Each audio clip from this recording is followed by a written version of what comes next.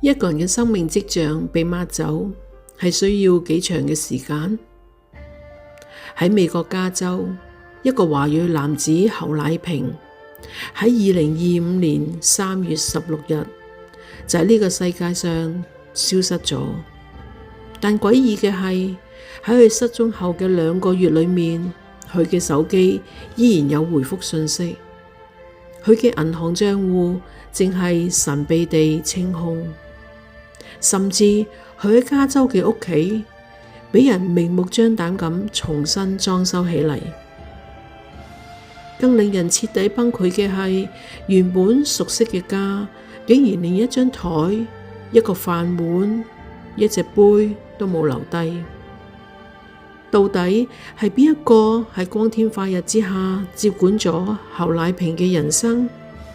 呢個絕對唔係普通嘅老人失蹤案，而係一場精心策劃嘅奪魂計劃。今日我想同大家一齊走入呢一個震驚全美華人圈子，連 FBI 都要正式介入調查嘅侯乃平失蹤懸案。歡迎嚟到嘉仙路，我係阿嘉，大家好。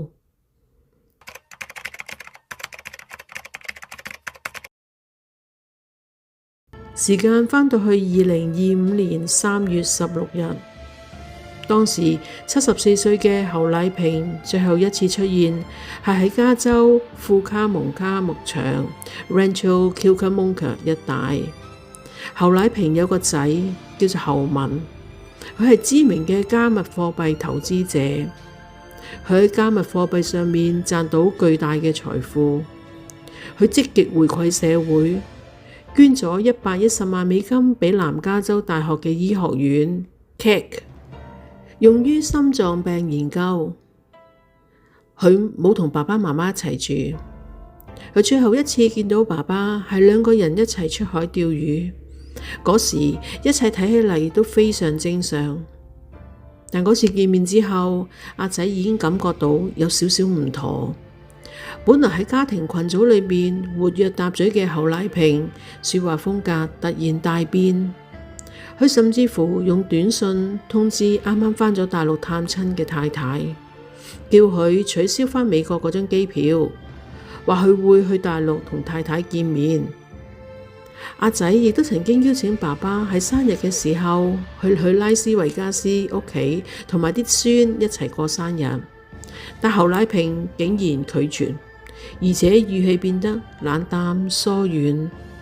阿仔唯有寄份生日禮物俾佢，喺生日嗰日打過幾個電話俾佢，佢都係直接 cut 線。到咗夜晚9點幾，佢先用短信簡單回覆：我收到了。意思應該係指佢收到份生日禮物。每當個仔提議要去探佢，佢總係諸多推搪，有時話好攰，有時會話遲啲再講。而家回頭再諗，回覆嘅文字背後可能係一雙完全陌生嘅眼睛同陌生嘅手指寫低嘅。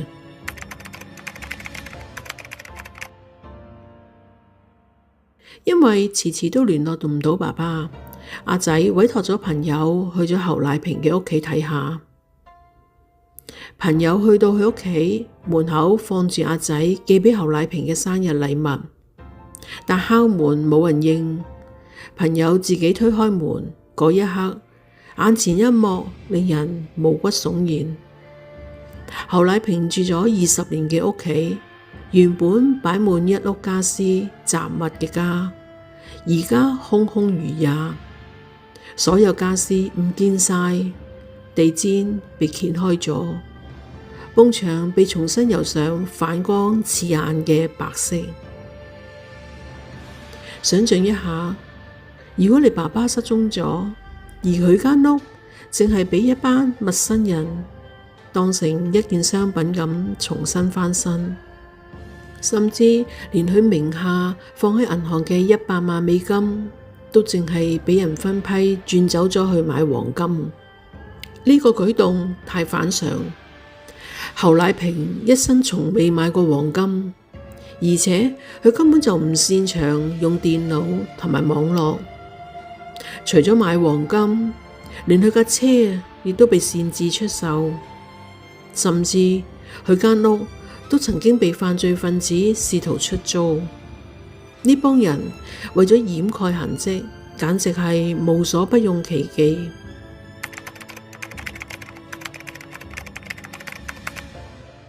就喺最近2026年4月21日，FBI 洛杉磯分局正式宣布介入呢單案件。根據調查，侯乃平早喺2025年3月16日就已經失去聯絡，但係直到5月，屋企人先發覺有問題。當中嗰2個月係成為案件最大嘅謎團之一。調查人員更發現咗一個關鍵點：侯乃平喺生活中曾經用過好多個別名，當中包括侯寶平、侯乃平等。呢個背後係咪涉及咗更深層嘅金融詐騙，甚至係國際性嘅刑事犯罪？警方目前掌握到有人喺佢失蹤之後持續操控佢嘅手機同外界聯繫，目的就係為咗爭取時間轉移資產。FBI 同當地嘅警方正係全力追查資金流向同埋嫌疑人嘅身份。咁嗰個最後帶走侯乃平嘅人係咪喺呢一刻正正攞住佢嘅錢，匿埋喺世界某個角落睇住呢一單新聞？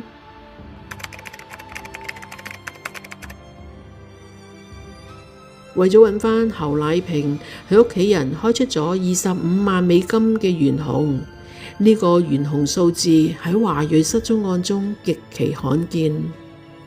隨住同加密貨幣相關嘅綁架案數量增多，阿仔亦都曾經懷疑過父親嘅失蹤係同加密貨幣有關，但係冇人聯絡過佢啊，亦都冇人要求過交贖金。案發至今已經超過1年啦。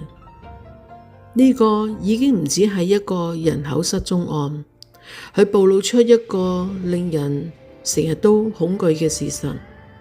喺呢個數碼年代，如果有人偷走咗你嘅手機、屋契同身份，你會唔會好似侯乃平一樣消失得無影無蹤？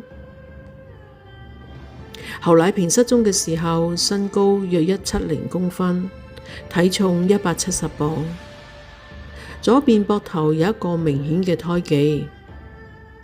雖然 FBI 已經介入，但真相依然被鎖喺嗰個俾人重新翻新嘅屋入邊。如果你身處喺南加州，或者你聽過關於呢單案件嘅任何消息，請務必聯繫警方。我哋成日講正義可能會遲到，但一定會嚟嘅。喺呢件案件入邊，你認為會唔會係為咗錢銀嘅親信作案，還是係專業犯罪嘅奪身份獵殺？我更希望失蹤嘅侯老先生能夠平安早日返屋企。請幫忙 like、comment 同 subscribe， 記得撳埋旁邊個鐘仔，新片一出，大家就會收到通知㗎喇。多謝晒。